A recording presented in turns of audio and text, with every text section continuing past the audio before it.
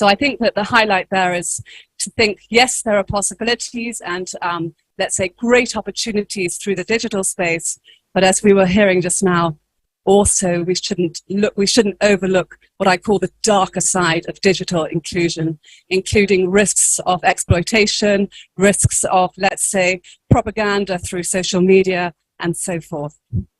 So the final point I'd like to make, which sort of brings me through from here, is understanding more about resilience. So resilience at a country level, at a regional level. And if we want to have some kind of power in this context, so we want to go from a weaker state to a stronger state and be able to negotiate with these states, we need to understand our own vulnerabilities. And so here I'm talking about climate change. So we've just recently had the COP27, which is really important to think about what are the possible impacts for this region. And in terms of my research, of course, we look at refugees. And refugees is a massive challenge for our economies, for our societies, for our countries. At the moment, across East Africa, there are about 4.5 million refugees, but by 2050, we can look at 12.1 million refugees, according to the World Bank. So this is a looming problem for us in terms of how to be resilient as countries and as nations and as that East African bloc. So I'm really just wrapping it up now and saying it's really important for countries, Kenya and East Africa, to really work together towards, sort of, let's say, consolidating their power, developing themselves for their resilient economies, for healthy and productive societies, and for their future. Thank you very much.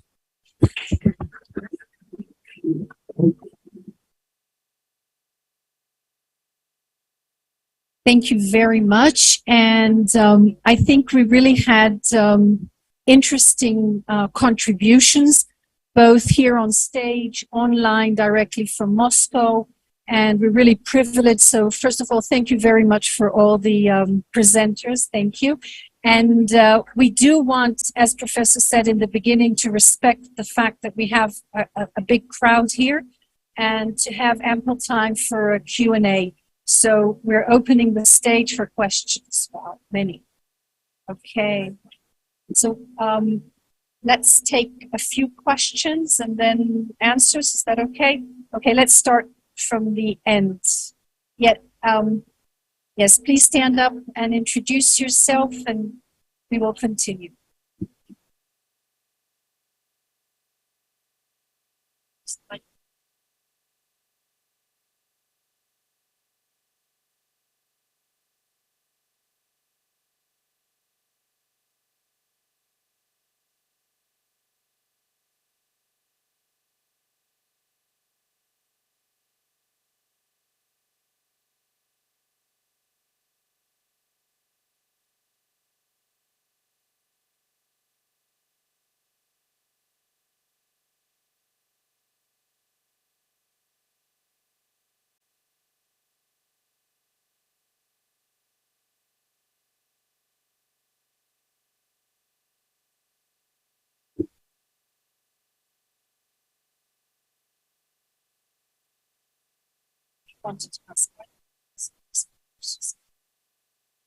Good afternoon. My name is Blige Vodoti. I'm from Riera University. I'm in my third year. So my question is, so we can see according to power transition, China and Russia, to name but a few, are revisionist countries.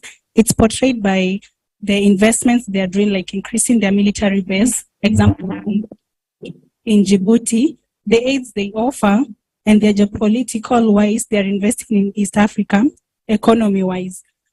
To look at we can see that also by the BRI, the Belt Road Initiative and the FOCA. So Africa is in a competition between major powerful countries, which gives us an upper hand to choose who to relate with, bearing the powerful countries protect their interest. For example, we get an example of the US withdrew the AGOA in Ethiopia. So my question goes to, do we still believe in Pan-Africanism? For the philosophers and for the scholars, so as much as we need help, is it healthy? Most times we don't have a choice, I know, but I believe raw materials are mostly located in Africa. And according to mercantilism, if you maximize your exports and minimize imports, it leads to growth of the economy. For example, look at Ghana and their coffee. So what are the policies kept in place to ensure the relation is healthy? And also the policies to ensure equal distribution of jobs, policies, jobs also under United Africa. Thank you. Good afternoon. My name is Otieno from the University, a student of political science and public administration. It's interesting we are having the conversation that as a nation we ought to position ourselves strategically and geopolitically. My question goes to Professor Munene because you heavily presented of this. How is Kenya positioning itself geopolitically and strategically, whereas we have instances in our industries where the country is doing very little to protect it? Industries such as cottage industry that has earned decent sum of revenue to countries such as India are threatened by the plastic industry from China and also steelworks from China. Industries such as sugar and maize that are supposed to generate a lot of revenue, how then will they compete? Whereas we have given leeway to import duty-free sugar from other states and maize, whereas we have decent arable land that can produce this. Are we really positioning ourselves strategically and politically while we overlook these gaps? Is it our intentions, or is just a discussion that comes to pass that this is what we are doing and yet we are not doing? Thank you. Thank you. One more question.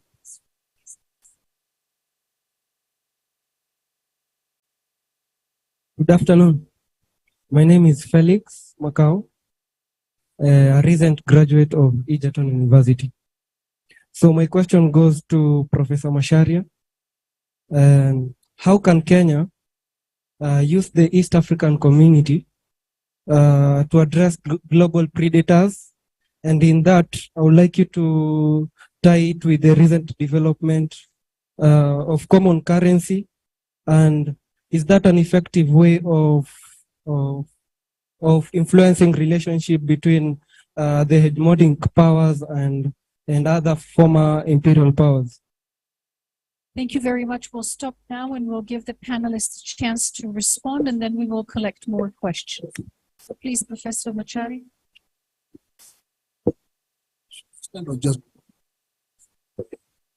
Thank you very much. Is Pan-Africanism still valid? Yes, it is. Are we aware of its dynamics? Not necessarily. We need to work at it a little more. And of course, some of the terms used by some other people may need to be questioned a little bit. There is a perpetual struggle in Africa as to who interprets and decides what African interests are. And in that struggle, it's not new. It's part of the Pan-African agenda. So for students like you, said you are third year, you need to find more and get into it. But if you're going to challenge the imperial powers, you should know that they are very powerful and very ruthless. And one of the ways they control is to control the mind and to make Pan-Africanism as a movement meaningless. So it's a good question to ask whether it's still valid. Yes, it is valid, but it is a continuing struggle that everyone has to bear in mind. And with all the facts available, one can out-argue others. Is Kenya repositioning itself? We're not paying attention to declining industries. We have that problem, that's true. But, and this is a disjoint or dislocation between ideals and practice. Our policymakers may not be the best people to be in those positions. Because they Some of them admit they even don't know what Kenya's interests are anyway. So they make policies without thinking to. So we need to do something about policymakers so that there is no disconnect between the ideal and the reality. Because the people who are destroying industries, because you can say, yeah, they've been destroyed by us, some of us. They're also policymakers. So there is something to be looked into that. But the ideals are good. We have good ideals. And repositioning Kenya is good in the world that is realigning itself. So although it sounds contradictory, it is not. As a country, we reposition ourselves and then we deal with our own weaknesses, like maybe of persuading bad people to get out of policy positions. But that's the problem. Now, final one, ESC, dealing with the predators, whether the common currency would be good. Of course, it is necessary as a step. Common currency. You know, a long time ago, we used to have a common currency. The East African Currency Board. And we used to have a 10-cent coin that had a hole in it. And you could go anywhere in East Africa and use it. That 10-cent coin is where the phrase matatu comes from.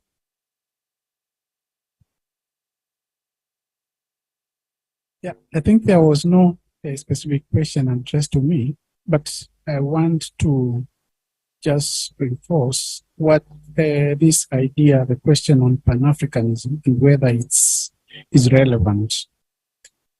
I think there is work by Professor Horace Campo on new Pan-Africanism and how it should be made more relevant in the 21st century to confront the problems we are dealing with, because some of them directly actually speak to us.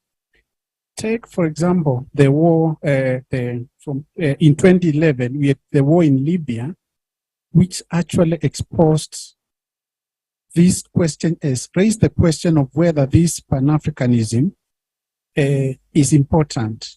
With when Gaddafi was overthrown and what happened thereafter.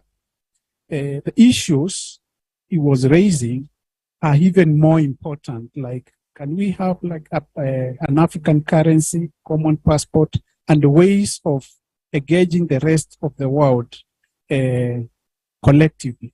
The way hegemonic powers are dealing with us. Russia from 2019 does not really deal directly with individual states, but all African countries are called to go and engage with them. And that is the emerging diplomacy that we are seeing and is likely to continue. But then Africa goes there without a common agenda or not knowing how to deal with what? With the rest of the world, such that you come each carrying different spices of the same meal. So that, for me, is a problem that we need maybe to engage on Pan-Africanism and have more social policy options. Yeah, thank you. I will just comment on Pan-Africanism. I think it's still relevant as an effective tool in diplomacy, and by creating hegemonic bloc that can speak the same agenda.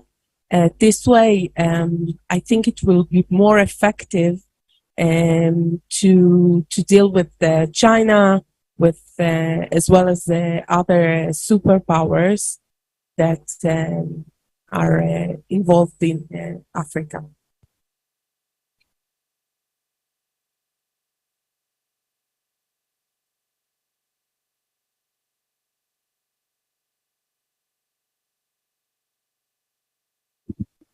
Thanks. Going back to my initial words, I'm trying to pick up the best tool, and I haven't yet.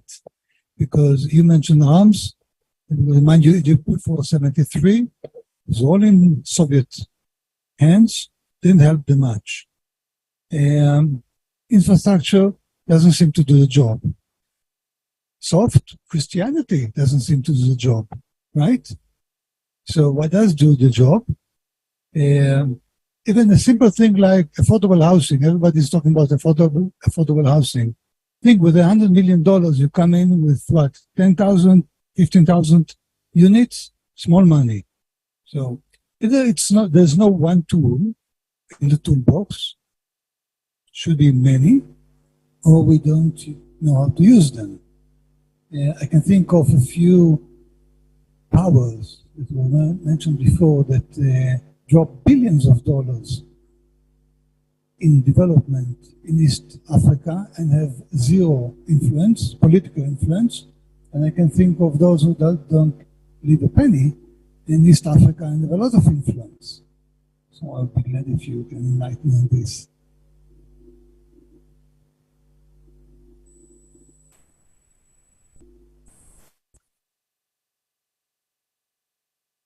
Hi, I'm Dr. Colin Robinson, affiliated with Abudu University in Budapest. I was very pleased to hear that Dr. Ritchie mentioned the two magic words climate change. I'm surprised they haven't come up yet.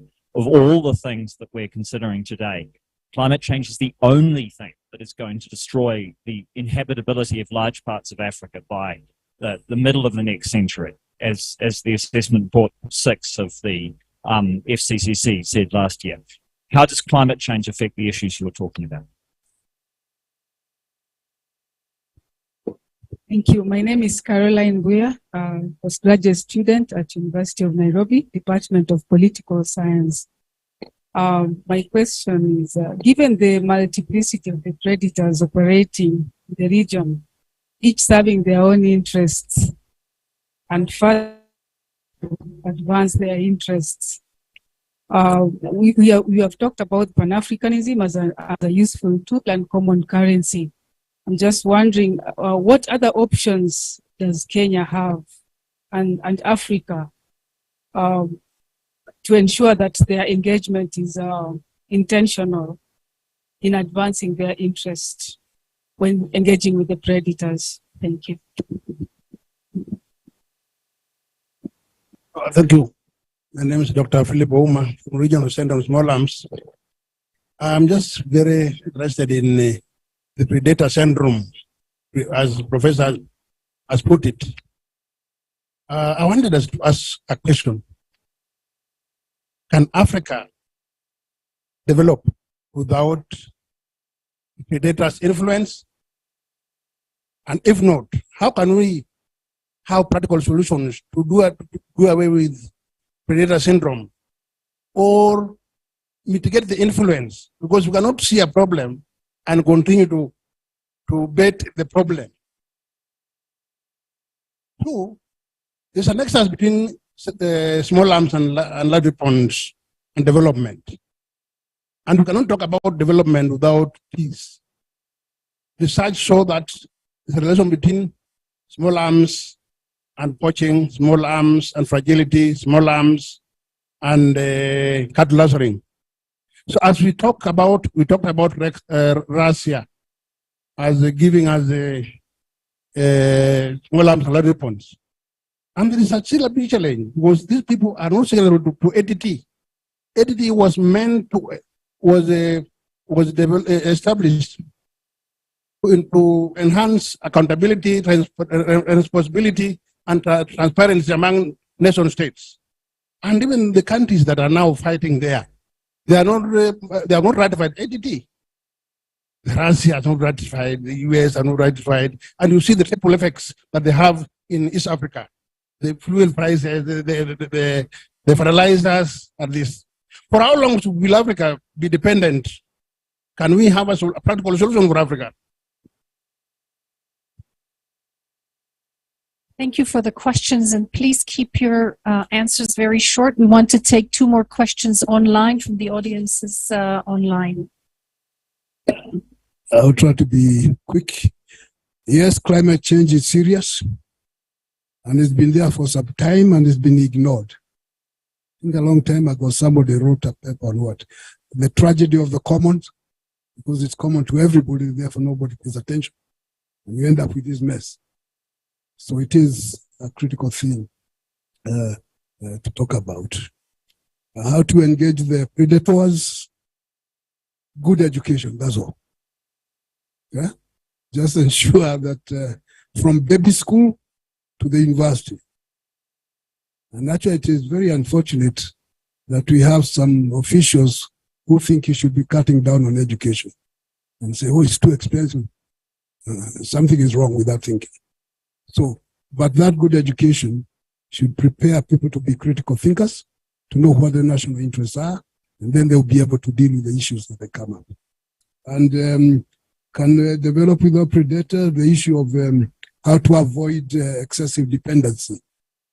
It's necessary to be independent thinkers, to know the interests, to know the concerns, and then once you know your interests, you can figure out how to deal with the predators. And it should be dealt with upfront. And one way of dealing with them is to ensure that you outthink them. Because you cannot outshoot them, they have the guns. Yeah, I think I'll start with the second question on whether Africa can develop without predators' influence. I think I would say no.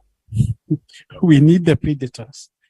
But how do we, the question is, how do we get the best out of the predators and the best from ourselves? And that has been always the two contending forces. One way to do it, I think, is to invest more in education. Yeah, I think if you compare how much Africa spends on education as compared to Asia and the like, it's insignificant. And right as we speak, a country like Kenya, we are talking about cutting even that little. So it tells us that the future doesn't really look what good unless we put more investment in education. That education must be relevant.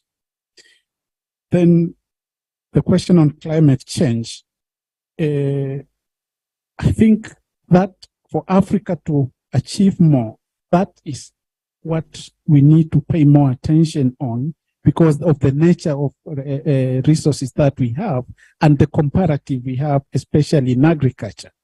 If then we don't pay more attention to this climate change, then we are doomed because comparatively, we cannot compete in terms of technology and the rest with the rest of the world. So we rather take those steps, no matter how small they are, towards mitigating climate change and even global warming. So I would like to answer the ambassador's question. I probably should continue reflecting on that, but I think there is a lack of clear and suitable or compatible model for development in each and every country. I can say from my, I can tell from my own experience in Ethiopia that the development plan was incomplete.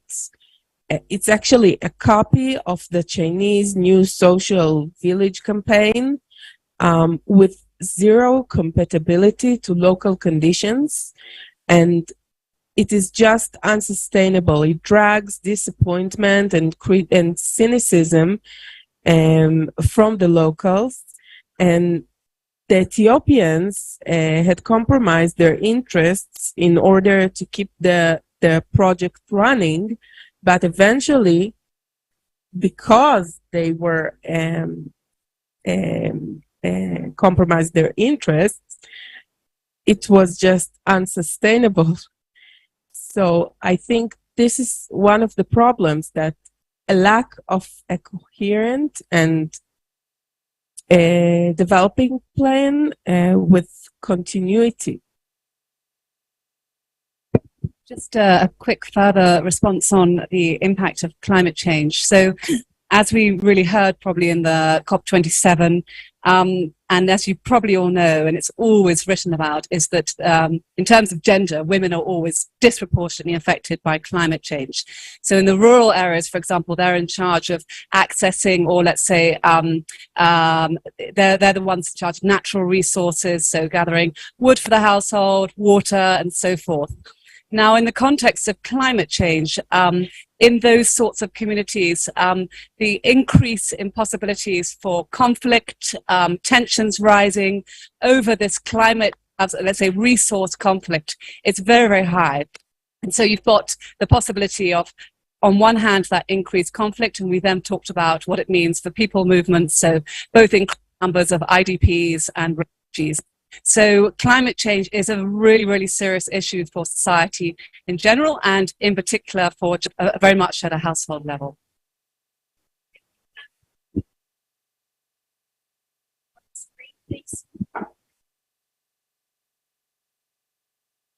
Okay, please have your question.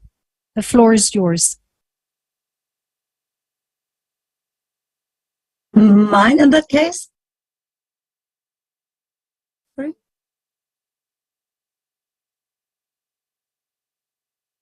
Okay. So I'm just going to ask my question now. I'm not entirely sure if I was addressed. From Dublin University. Yeah. The floor is yours. Okay, thank you very much. So my question also concerned climate change. So it was actually nice to end on that note also in terms of the responses. And one thing that I remembered from the beginning and the introduction was also this imperative to find local solutions to local challenges. And on the other hand, obviously with climate change, we have a global challenge, and we need to deal with it also at a global level. So I'm particularly interested in this because I'm working on two more or less European projects that deal with citizen assemblies on climate change on the one hand, and on the other hand have been observing, I've been a scientific observer to the Global Citizens Assembly on Climate Change. And the one thing that sort of popped up also in terms of development discourses here for me was the question, obviously developing countries in the global south, are those countries that are on the one hand most severely affected by the impact of climate change in most cases, on the other hand have the least resources to deal with them, and how do...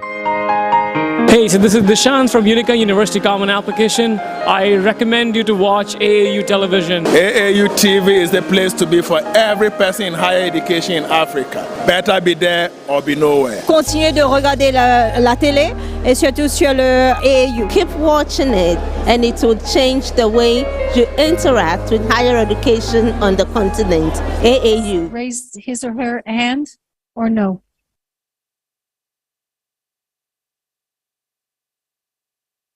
I believe that's Professor Kikaya. Go on, ask your question, please. Yes, just very briefly, I just want to comment that the young and upcoming African academics should not give up on Africa. One of the legacies that Nelson Mandela left with that was that there were many times in his life when he wanted to despair, but he realized that despairing would lead to